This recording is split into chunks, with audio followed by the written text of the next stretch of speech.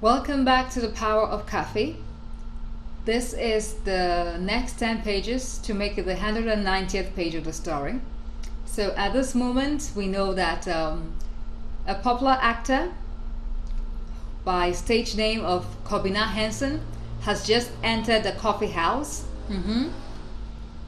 That is Martha's coffee shop, okay? And he's there to seek refuge from the rain because it's raining.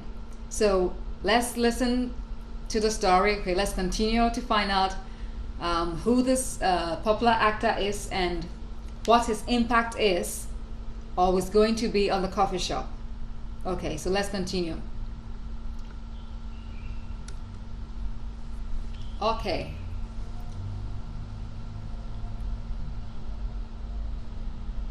After moving through the length and breadth of the room, Corbina sat down, and then we served him some warm chocolate and some cookies. About 3 waitresses presented a single cup of chocolate. About 3 waitresses presented a single cup of chocolate and a plate of cookies. Corbina smiled at them and then complimented them for their looks. Mamiesi was among the 3 girls. I was at the kitchen preparing the chocolate drink for him. I had still not spoken to him since I was a little shy, but I knew I had to because this was my place and his presence could do us good. I filled a small thermos flask with chocolate drink. I filled a small thermos flask with the chocolate drink and added some pastries in a plate and then carried it to the dining room for him. I filled a small thermos flask with some chocolate drink and added some pastries in a plate and then carried it to the dining room for him.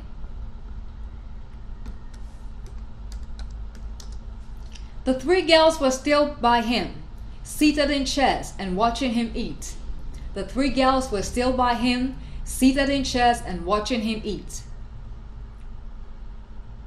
They all had their phones in hand and were capturing the moment on video. I inhaled and practiced some normal smells. I inhaled and then practiced some normal smiles, okay? Some normal smiling, and then approached him. "Good evening, sir," I said, and then he looked up at me and smiled, and then replied, "Evening, darling, but don't call me sir, please. It makes me feel important." He chuckled thereafter, and I did likewise, just as the 3 girls seated nearby. It seemed everyone was staring at us now, and that made me feel shyer. But I continued, "All right, welcome to our humble abode." He chuckled and then remarked, "Oh, thank you for allowing me inside. I would have drowned out there if your door wasn't open." He spoke in the local dialect, Twi, and the way he said it caused nearly everyone to burst out laughing. I laughed as well, and that broke down the timidity. I placed the flask of chocolate and plates of additional cookies onto his table and told him that he didn't need to pay for it, to which he responded that he wasn't going to. "Oh, no worries. I don't even know if I have money on me for transport back home," he said, and the room echoed with laughter. This was the man we all rushed to see on Mondays to Saturdays, from 8 p.m. to 8:45 p.m. This was Corbina Hansen for real, and I couldn't help but take a seat like everyone else to hear more of his jokes. The rain ceased completely at 7 p.m. that day. The rain completely ceased at 7 p.m. that day, but by then most of the refugees had already left. However, Corbina stayed on to get to know our coffee house better. He chatted with everyone who was available, from the waitresses to the cleaners, and then he took selfies with all but me, since I'm too timid to interact in that way. And then the last thing he did that was totally unexpected and honestly injurious to the lives of our competitors was to make a video of him savoring all of our meals, from the beverages to the rice and chicken, and telling the entire world that this was the best diner in town. Tuesday morning at 8 o'clock, Klaus Neuermann, the 56-year-old lawyer representing Claire Didier, walked into the office of Detective Angela Gatton. He appeared cheerful, smiling to everyone he met. And greeted on the way to the office. He held in his hand a small black briefcase and was sharply dressed in a dark suit. Klaus looked fit and handsome, with no bulging belly, and he could easily pass for a man in his early 40s. Detective Gatton was in there and expecting him, since he had earlier rang her on the phone. When he called, she had been at home that day, visiting her two sons at her mother's place. The call was unexpected, per the expression on her face, when she learned that it was Claire's lawyer. Klaus introduced himself and said that he wanted to meet to discuss the allegations against his client, Claire Didier. Consequently, Angela set up the meeting with him in her office at the police station. After the call that day, she looked happy because she sensed that her suspect was ready to talk. She called up the man who had hired her to investigate the case, attorney Peter Brooks, and told him about the meeting. Thus, she wasn't the only one expecting Klaus that morning. Peter was also there, and so was Madeleine. "Good morning," Klaus said, entering the meeting room. They all stood up to welcome him. Angela echoed the salutation and then introduced the others to him. Subsequently, Peter shook hands with him, and so did Madeleine. Then they sat at a table in the middle of the room, and then Klaus took out a file from his briefcase, along with a tape recorder. So now we know that Klaus Neuermann, who is a lawyer for Claire Didier, the main suspect in Lumley's concussion and eventual death, has gone to meet up with Detective Angela Gatton at her office at the police station, and there with her is Peter Brooks and Madeleine. So that's where we are now in the story. Okay, the three exchanged glances at each other on seeing the items on the table. Then Klaus spoke, revealing that Claire Didier had made a full confession to meeting with Lumley at her hospital room and getting into a little struggle with her. He handed a sheet of paper to Detective Gatton. Which he claimed was his client's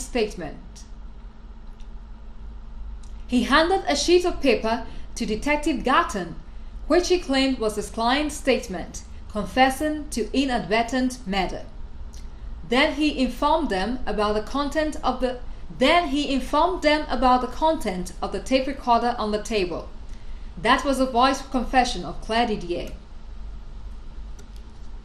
They listened to the confession and subsequently began to discuss the implications with Klaus. Klaus claimed that Claire was innocent since she had problems with her mind when she visited the St. James Specialist Hospital on August 5. He had obtained a medical report on her mental state a few days ago from a reputed psychiatrist and showed them the document to support his claim. Okay. Klaus claimed that Claire was innocent since she had problems with her mind when she visited the St. James Specialist Hospital on August 5. He had obtained a medical report on her mental state a few days ago from a reputed psychiatrist and showed them the document to support his claim. According to the report, Claire had been battling various symptoms of depression for about 6 months now, and she had been to the hospital for antidepressant and counseling on 5 occasions in recent times. According to the reports, Claire had been battling various symptoms of depression for about 6 months now, and she had been to the hospital for antidepressant and counseling on 5 occasions in recent times. However, she first began to seek help for the depression about 5 years ago, when she was married to her now estranged husband, Jamie Brand. The records were valid, and the arguments seemed to confirm the words of the motorist, who had swerved her car that August 5 on the highway. The records were valid, and the arguments seemed to confirm the words of the motorist who had swerved her car that August 5 on the highway. She was not in her right state of mind at the time of the near-fatal accident, and that could explain her reaction to Lumley when she prevented her from leaving the room to see her son. After Klaus's argument, Peter acknowledged the factual evidence of Claire's mental state. However, he did not agree that she was innocent. He proposed the charge of manslaughter, which Detective Garton agreed to. Madeline smiled and remarked that it was the right kind of result for a case like this, because her friend did not deserve to die for nothing. At the end of the talk, Klaus remained resolute that his client was innocent and announced that he was ready to contest the charge of manslaughter at the court of law. Subsequently, he left, and then Peter began preparing his case against Claire Didier.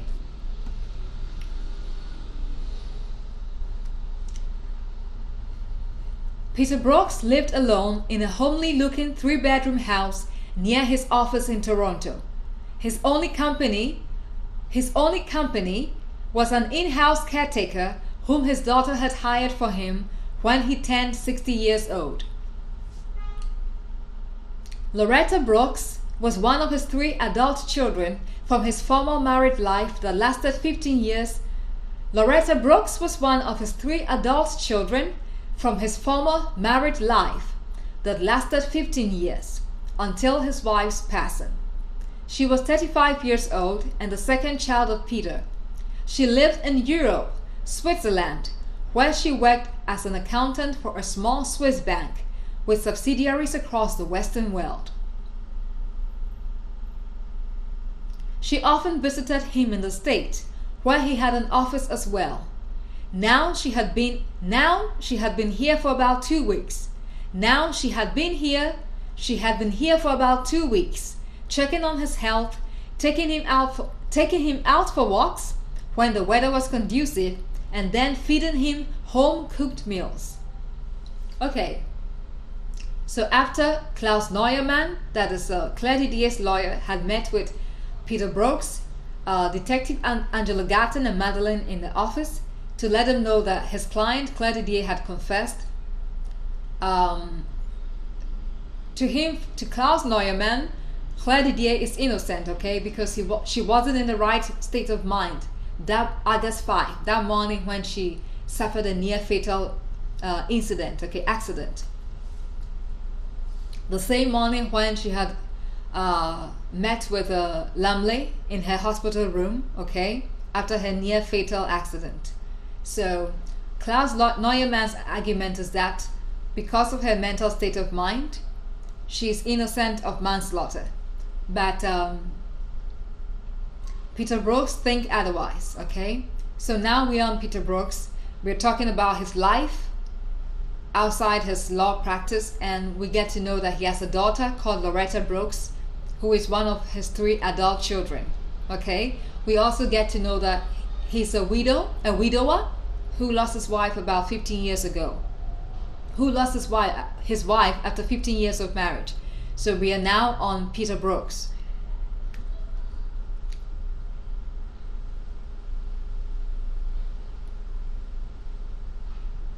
Okay, so we're talking about Loretta Brooks now, Peter's daughter.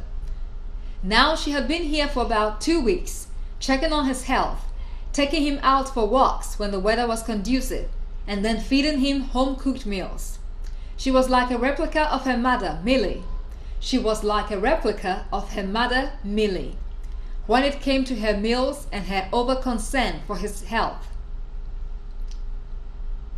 For the 2 weeks she had been here, she had been to Peter's office to serve him lunch made by her own hands, and then waited and watched as he finished it all.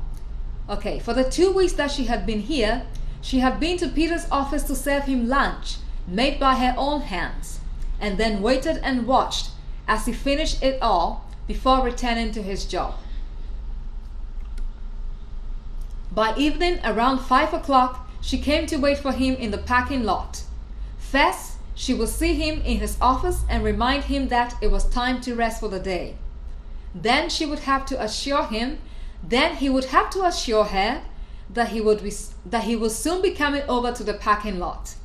If she waited for more than 10 minutes, she would go back to the office and find out what was keeping him there. If it was a meeting that seemed important, she would wait until it was over. If not, Peter would have no choice but to walk out with her, arm in arm, to the parking lot where a car was waiting. That was the hold she had on him. The trial day was set for the first week of November, and quickly it came, and Peter went to work as Lumley's prosecuting attorney. Madeline sat with Loretta, whom she had earlier met through Peter's introduction when she visited him at his office weeks ago. Madeline sat with Loretta, whom she had earlier met through Peter's introduction when she visited him at his office weeks ago.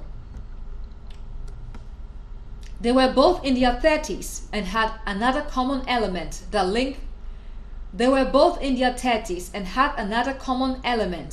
them. Peter, whom Madeline regarded as another father. At approximately 9:15 a.m., the proceedings began. Beside Attorney Brooks, who was standing in for Lumley, was a legal team from the St. James Specialist Hospital. The defense team, headed by Klaus Neuermann, who stood in as Claire Didier's lawyer, was the first to present their case. At approximately 9:15 a.m., the proceedings began. Beside Attorney Brooks,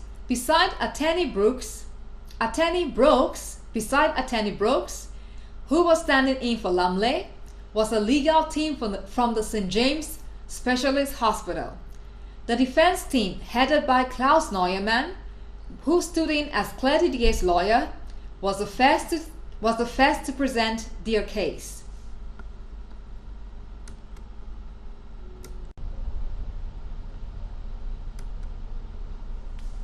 Okay, so now we are in the courtroom, ready for Lumley's case. Their argument was solid, with backing from two medical practitioners. One was a toxicologist from the St. James Specialist Hospital, who had run the blood test on Claire and found the remnant of antidepressant in her. The second was a psychiatrist whom Klaus had commissioned to examine his client, Claire Didier. Moreover, they had the testimony of the man who had accompanied Claire to the hospital that August 5, after her near-fatal crash. His name was Sidney Sinclair, aged 67 years old. He arrived at the court in the company of his 45-year-old son, who happened to be a lawyer. Mr. Sinclair took the stand and narrated what happened to him on the highway on August 5.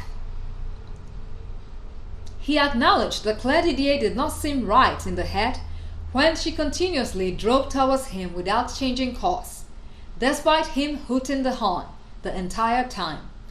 Claire was the last witness of the defense team to take a stand. She appeared all right, not looking anxious, but she walked in a slow manner to the witness box. As though she was tired. When she finally got up there, she softly cleared her throat and then swore to speak the truth. She began recounting the story of her marriage to her estranged husband. Jamie Brandt, who was also present by her lawyer's subpoena. She started in a confident tone, but broke down midway when she began to narrate the hardship she faced due to Jamie's behavior. Jamie had earlier testified, verifying police reports that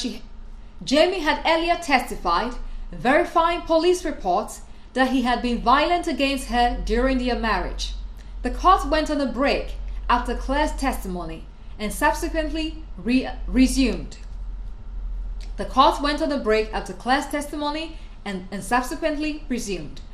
Peter Brooks presented his case against Claire Didier, acknowledging her mental state, but seeking a charge of manslaughter. He was also seeking compensation from the St. James Specialist Hospital for their role in his client's demise. In his argument, the hospital should have taken precautions against possible attacks by patients who were deemed not mentally sound. After about 4 hours of arguments and presentations of testimonies from the defense and prosecuting teams,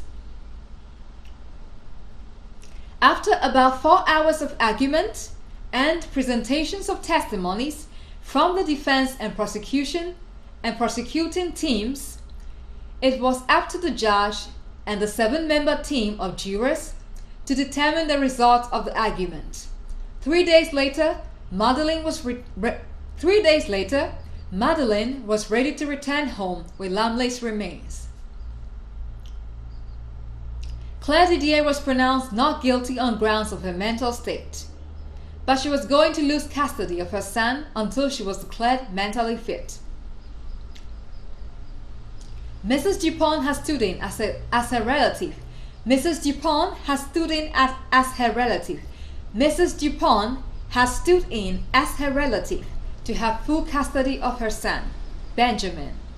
Else he would have been sent over to an orphanage. The St. James Specialist Hospital was partly to blame for Lumley's death, according to the ruling of the female judge, Antoinette Keynes. She argued that given the mental state of the defendant, Claire Didier,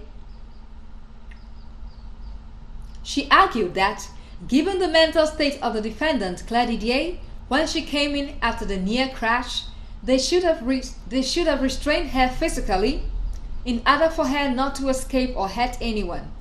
Therefore, the hospital was obliged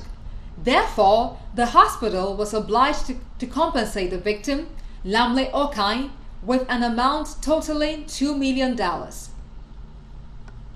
Okay, so now, as you can tell, the court has argued the case of Lumley's death and argued Claire Didier's mental state. And the judge sitting in with the case, Antoinette Keynes, has reached a conclusion that Claire Didier, the suspect, is not guilty on grounds of her mental condition, but then she will have to lose custody of her son Benjamin until she has fully regained her mental health. Okay, so now the case is over, the court is over. The hospital has been ordered to pay $2 million compensation to Lumley O'Kine for not being careful about restraining Claire Didier after her near-fatal accident, because she was not in her right mind. So they didn't have to leave her just like that. They had to confine her in a way so she wouldn't hurt anyone. So now Madeleine is ready to return home with her friend's remains. Okay, so let's continue with the story. Madeleine met Rob, the manager of the apartment she was living in, to inform him of her departure. And he offered to drive her to the airport to catch her flight home. As they waited for the flight, they chatted about the court case and about what she was going to do with the compensation she got for her friend. Setting up a relief organization seemed appropriate, since there were no relatives of the deceased, and her mother. Okay, so now Madeleine is gone to the airport. She's going back home with Lamley's remains for burial, and Rob, that's the owner of the apartment she stayed in. The owner of the apartment she stayed in Canada has driven her to the airport, okay, to catch the flight. So that's where we are now. Setting up a relief organization seemed appropriate, since there were no relatives of the deceased, okay, to hand it over to. 40 minutes later, the flight was in, and after the two had embraced for close to 3 minutes, they parted. But he remained standing in the terminal, watching until the plane took off. He got into his car smiling, looking contented, and then turned on some music and then drove away. After Corbina's visit to the coffee house that raining Thursday, our lives changed. Now we are back to the coffee house.